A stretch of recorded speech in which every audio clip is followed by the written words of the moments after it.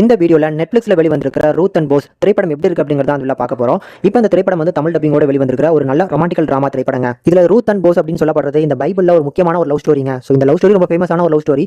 அது இப்போ ஒரு மாடர்ன் ஜெனரேஷன்ல சொன்னா எப்படி இருக்கும் அப்படிங்கிற மாதிரி தான் இந்த படத்தோட கதையை எடுத்திருப்பாங்க. அண்ட் இதுல நம்ம கதாநாயகி பேர் தான் வந்து ரூத். இவங்க வந்து ஒரு சிங்கரா இருக்காங்க. 404 அப்படிங்கிற ஒரு நிறுவனத்துக்கு கீழே வந்து ஒரு ஃபேமஸான சிங்கரா தான் வள வந்துட்டு இருக்காங்க.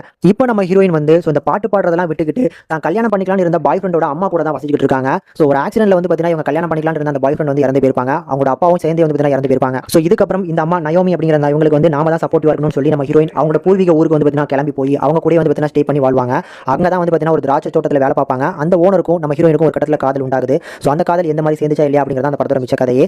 படம் ஒரு ஃபிளாட்டான ஒரு லவ் டிராமாவா எடுத்திருப்பாங்க. சோ படத்துல வரக்கூடிய ஒரு சில கதாபாத்திரங்கள் நல்லா இருந்துச்சு. முக்கியமா இந்த படத்துல எக்கச்சக்கமான சாங்ஸ் வரும். எல்லாமே இங்கிலீஷ்ல தான் வருது. பட் சாங்ஸ் எல்லாம் செம வைபா இருக்குங்க. ஒரு சில பார்ட்டி சாங்ஸ் எல்லாம் வருது. சோ அந்த பப்ல வச்சு பாடுற சாங்லாம் செம வைபா இருந்துச்சு. இந்த மாதிரி படத்துல வரக்கூடிய லவ் போர்ஷன்ஸ் ஓரளவுக்கு சுமாரா இருந்தாலுமே சாங்ஸ் கண்டிப்பா வந்து படத்தை ஹோல்ட் பண்ணிருக்கு. பெர்ஃபார்மன்ஸ் ஓரளவுக்கு சூப்பராகவே பண்ணிருக்காங்க. டெக்னிக்கல் சப்போர்ட்டை பொறுத்தளவுக்கு ஓரளவுக்கு நல்லா பண்ணிருக்காங்க. ஓவராலா படத்தோட டூரேஷன் வைஸ் வந்து ஒரு ஷார்ட்டான படம். அதனால முடிஞ்சா அந்த படத்தை ட்ரை பண்ணி பாருங்க. லவ் டிராமாஸை விரும்பி பாப்பீங்க அப்படின்னா அந்த படம் உங்களுக்கு பிடிக்கிறதுக்கு வாய்ப்பு இருக்கு.